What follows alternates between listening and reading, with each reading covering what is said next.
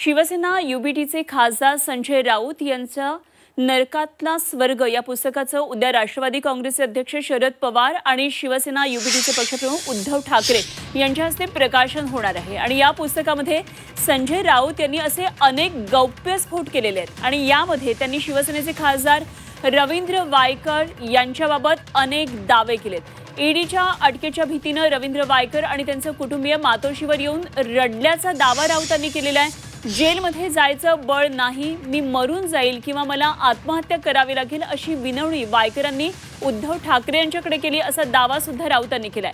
शिवसेनेनं दबाव टाकल्यामुळे आणि भीतीने वायकरांनी पक्ष सोडला असा दावा राऊतांनी नरकातला स्वर्ग या पुस्तकामध्ये केलेला आहे। आणि या संदर्भात आणखी सविस्तर माहिती जाणून घेऊया। आमचे प्रतिनिधी कृष्णात पाटील आपल्या बरोबर जोडले गेलेत। कृष्णात, एकंदरीतच पुस्तक प्रकाशनाचा हा कार्यक्रम असला तरी बरेच मोठे खुलासे या पुस्तकामधून होणार असे एकंदरीतच हे संकेत मिळतात, काय नेमके तपशील? संजय राऊत यांच्या आत्ताजवळ जेलमधील 100 दिवसांचा जो कारावास आहे त्यावर आधारित हे पुस्तक असलं तरी त्याच्या आजूबाजूला घडणाऱ्या घटना आहेत की त्याच्या तुरुंगात जाण्याच्या अगोदर काय घडलं होतं, तुरुंगात गेल्यानंतर काय घडलं होतं, देखील बरेचसे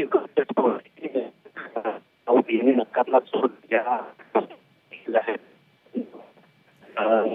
कृष्णात, आपला आवाज व्यवस्थित पोहोचत नाहीये। कृष्णात पाटील आमचे प्रतिनिधी आपल्या बरोबर होते तेव्हा संजय राऊत यांचं हे पुस्तक आता प्रकाशित होणार आहे। नरकातला स्वर्ग मध्ये अनेक गौप्यस्फोट करण्यात आलेले आहेत, त्यामुळे काय नेमकं या पुस्तकात आहे निश्चितच राजकीय वर्तुळात याची उत्सुकता लागलेली असेल।